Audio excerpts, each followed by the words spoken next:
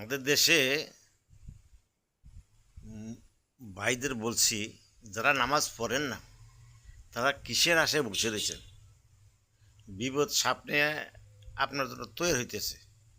দুনিয়াতে অর্থ সম্পদ না কামাইলে ভালো থাকা যায় না, বাড়িঘর থাকে না, ফুটপাতে ঘুমাইতে হয়, মানুষের কত কষ্ট করে জীবন কাটাইতে হয়। ঠিক আপনি যদি 5 ওয়াক্ত নামাজ না পড়েন, আপনার এরকম বিপদ, যেই বিপদে কোনো সাহায্য সহযোগিতা কিছুই পাইবেন না।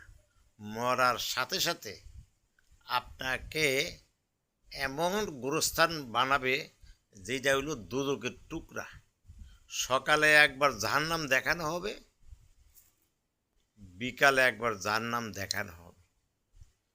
আপনি জাহান্নাম দেখেই তো অস্থির হয়ে যাবেন। তখন ওখানে ভাই, খালু, আত্মীয় স্বজন কেউ আপনার উপকারে আসবে না, একমাত্র নামাজ ছাড়া। আর নামাজ পড়লে কি হয় জানেন? আল্লাহ পাক 5টি পুরস্কার দেন।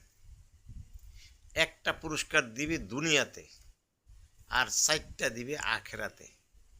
দুনিয়াতে যে পুরস্কারটা দিবে সেই পুরস্কারটা হইল আপনি সকাল থেকে রাত, রাত থেকে সকাল 24 ঘন্টা রিজিকের পেরেশানিতে দৌড়াদৌড়ি ছুটাছুটি করেন। আর এই রিজিকের অভাব পূরণ করব এই নামাজে।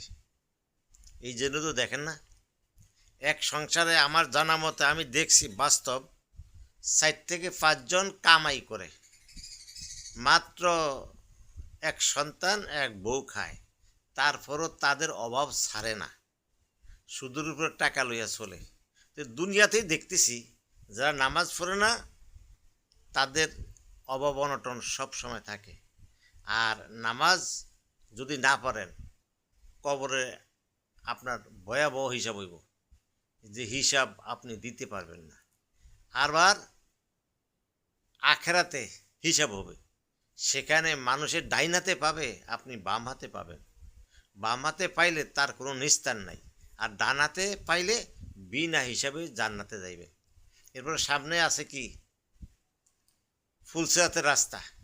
যদি নামাজ পড়েন বিজলির আকারে পার হবেন, আর যদি নামাজ না পড়েন কাটিয়া সিরিয়া টুকরা টুকরা হইয়া জাহান্নামের তলদেশে যাবেন।